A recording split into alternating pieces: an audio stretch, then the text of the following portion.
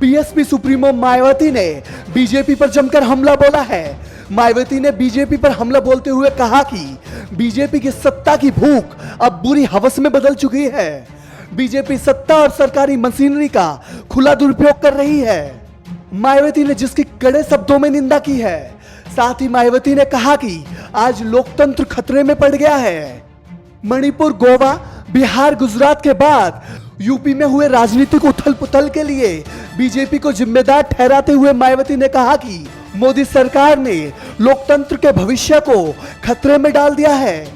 वहीं गुजरात के ताजा राजनीतिक घटनाक्रम पर बोलते हुए उन्होंने कहा कि गुजरात में बीजेपी सरकारी मशीनरी का दुरुपयोग कर रही है, जिसके चलते विधायकों को अपना राज्य छोड़कर सुरक्षित जगह जाने को मजबूर होना पड़ रहा है और कोई भी संवैधानिक संस्था अपनी भूमिका निभाने में असमर्थ सी नजर आ रही है।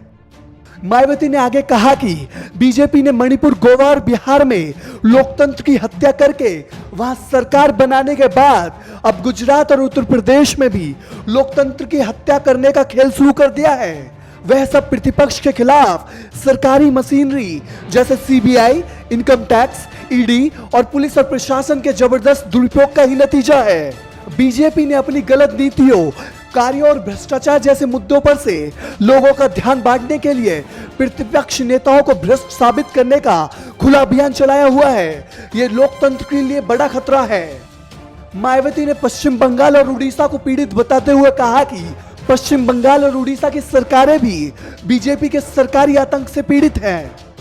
सपा के 2 एमएलसी और बीएसपी के 1 एमएलसी के बीजेपी में शामिल होने को लेकर मायावती ने सख्त ऐतराज जताया है। मायावती ने कहा कि इन विधायकों को बीजेपी सरकार के आगे अपने घुटने टेकने के बजाय इनको बीजेपी सरकार के शोषण और आतंक से मुकाबला करना चाहिए था। बीजेपी के आगे उन्हें अपने हथियार कतई भी नहीं डालने चाहिए थे। बीजेपी के आगे घुटने टेकने से बीजेपी की हिम्मत और भी ज्यादा बढ़ती चली जाएगी, क्योंकि बीजेपी के मुंह में खून लग चुका है और यह जग जाहिर है। Bureau report, national Dastak.